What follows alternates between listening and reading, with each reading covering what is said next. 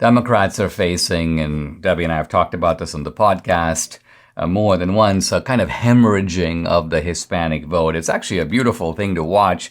And the white leftists who are observing this with some dismay have come up with a really good answer to it.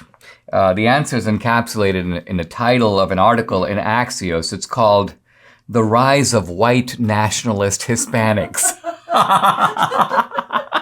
So the basic idea now is Hispanics have joined the ranks of the racists. Oh, these people they're crazy. They're nuts. Well, let's talk about what's going on. So here's the broader phenomenon that a lot of Democrats apparently they noticed in the 2020 election that Trump increased his percentage of the Hispanic vote.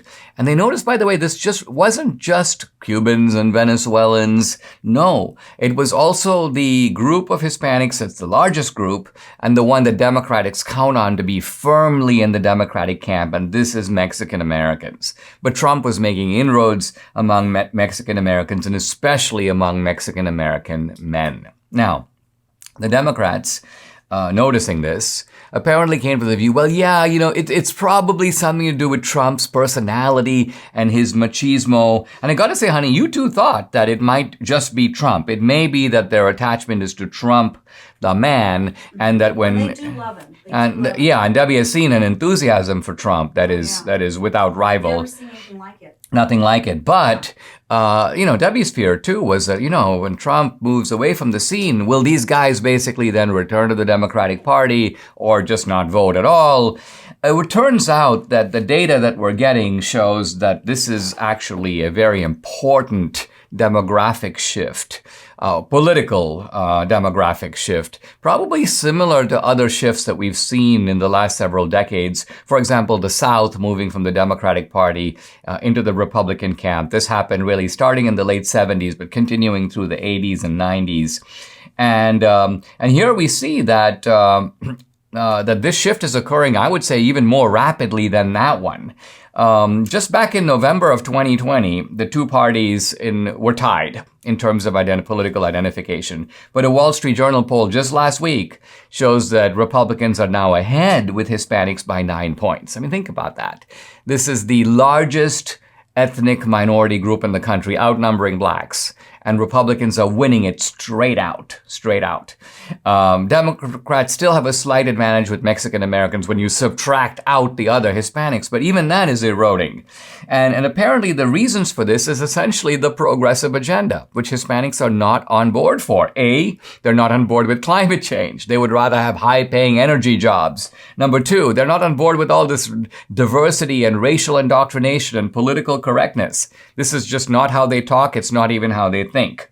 In fact, most of them want the American dream. They don't want to attack the American founders. They don't want to attack capitalism. They want to they want to see some of the fruits of capitalism.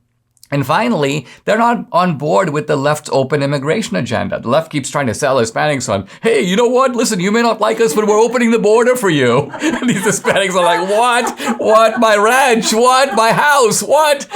So what you really have is these, let's call them Ivy League dunces, who are running the progressives, who are shaping the whole approach of the Democratic Party, and they're losing Hispanics in droves. And so they've come up with their solution to it, the rise of the white nationalist Hispanics. And I'm like, wow, I'd like to meet some of these white nationalist Hispanics. First of all, like, where are they? I mean, are Hispanics these days like acceptable in the Ku Klux Klan? Are like the skinheads recruiting Hispanics? Let's get some Hispanics. We need more Hispanics.